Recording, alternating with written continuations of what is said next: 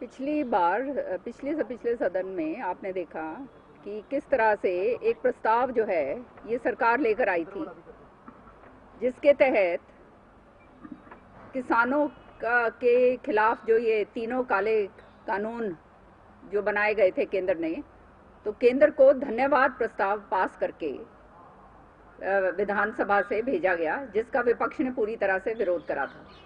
हम लोगों ने उस प्रस्ताव के अंदर शामिल नहीं हुए थे और उसका पूरा विरोध करा था। और सबने देखा किस तरह से माननीय मुख्यमंत्री जी ने सदन पटल के ऊपर ये बात कही थी कि ये कानून वापस नहीं होंगे, नहीं होंगे, नहीं होंगे, ये बात कही गई थी।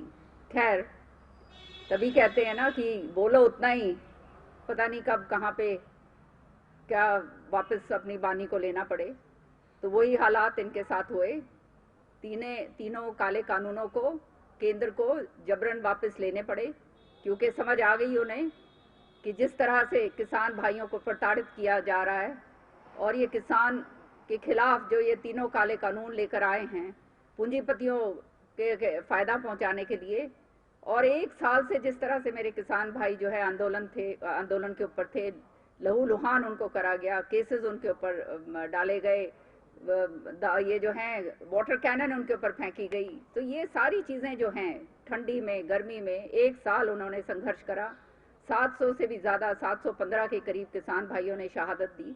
और इन्हीं के मंत्रियों ने ये बात यहाँ तक कही कि आतंकवादी हैं, ये खालिस्तानी हैं और ये जो हैं ये कांग्रेसी हैं।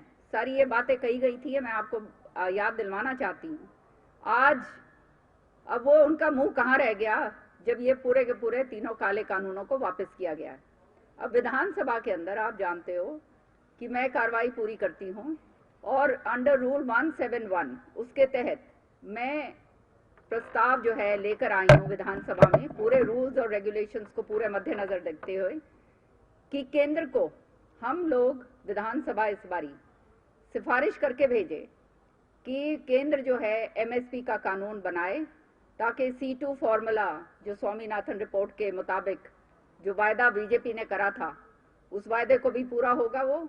और हरियाणा जो एक कृषि प्रधान प्रदेश है, हरियाणा की भी जो मंशा है वो कृषि के प्रति जो है क्या है वो भी बिल्कुल साफ हो जाएगी। इसलिए ये प्रस्ताव जो है, क्योंकि ये केंद्र निर्धारित कानून बनेगा, हम केवल एक प्रस्ताव भेज सकते हैं। तो जैसे बीजेपी ने पिछली बार धन्यवाद प्रस्ताव भेजा था, क्यों ना हम इस बार किसानों के हक की बात कहें जब तीनों काले कानून वापस हो गए हैं, और एक एमएसपी की सिफारिश जो है हम जो है मोदी जी को कर कर भेजें। तो ये जो है अंडर 171, ये रूल 171, ये मैं प्रोसीजर पूरी तरह से सही तरीके से पढ़त लिखत पूरा करके ये मैं लेकर आई हूँ, जिसको आज माननीय अध्यक्ष जी ने एक बात कही कि ये हमारे कार्रवाई के अंदर नहीं है। अरे, जब आप धन्यवाद प्रस्ताव पास करके भेज सकते हैं तो ये प्रस्ताव तो पॉजिटिव प्रस्ताव है, ये तो एमएसपी का प्रस्ताव है, किसानों की हक का प्रस्ताव है। और अब जब केंद्र सरकार ने तीनों काले कानून वापस ले लिए हैं, उसको आगे बढ़ाने का प्रस्ताव है। तो अब ये कहा गया है कि हम अभी इसके ऊपर जो है सोच विचार करेंगे।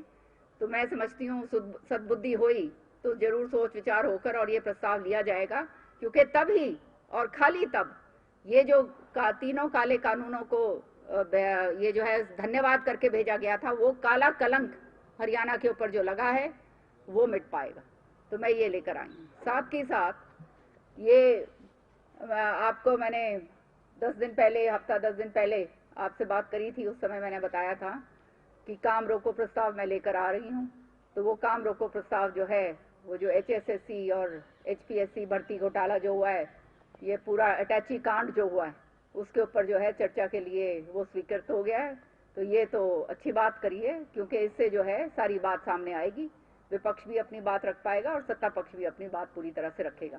साथ ही साथ खाली एक बात का दुख होता है मुझे कि बहुत काम करते हैं, इतने सारे कॉलिंग अटेंशन लेकर आए हैं, मसलन अहम मसलों के ऊपर, जैसे बेरोजगारी का मसला है, जैसे बाजरा की खरीद का मसला है, यूरिया, खाद, सारी की सारी कानून व्यवस्था, पानी की किल्लत, सारा ये इस तरह की जो हैं पूरे हरियाणा से जो संबंध रखती हैं, पानी का जो है रिसाव, पानी का जो है ठहरना जिससे पूरी फसल बर्बाद हो गई है, कॉम्पनसेशन जो है क्रॉप्स को नहीं दिए गए हैं, भवंतर योजना के तहत बहुत बड़ी बड़ी बातें कही जाती हैं लेकिन होता कुछ नहीं है।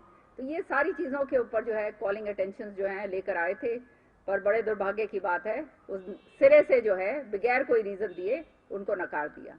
तो विधानसभा का फिर औचित्य क्या रह गया? हाँ जी, क्या पूछ रहे थे आप? आपने जो ये एमएसपी को लेकर के प्रस्ताव डालने की मांग की थी, क्या और नेताओं ने भी इसका समर्थन किया? जी देखिए, प्रस्ताव कोई भी लेकर आ सकता है, लेकिन कांग्रेस पार्टी इसका समर्थन करती है। अब बीजेपी को भी समर्थन करना चाहिए, मैं तो समझती हूँ, क्योंकि ये इसमें पार्टीबाजी वाली बात नहीं होनी चाहिए। ये चीज़ तो हमारे किसानों के हित की बात है। उन्होंने जो 1 साल की लड़ाई लड़ी, वो लड़ाई का जो है अंजाम पूरा उनको मिलना चाहिए।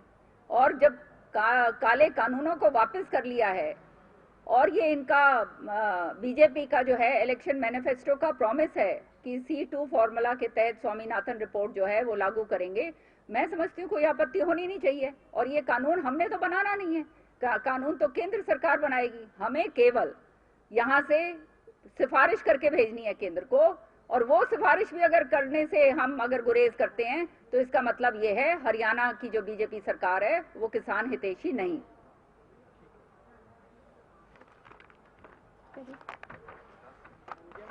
ठीक है जी।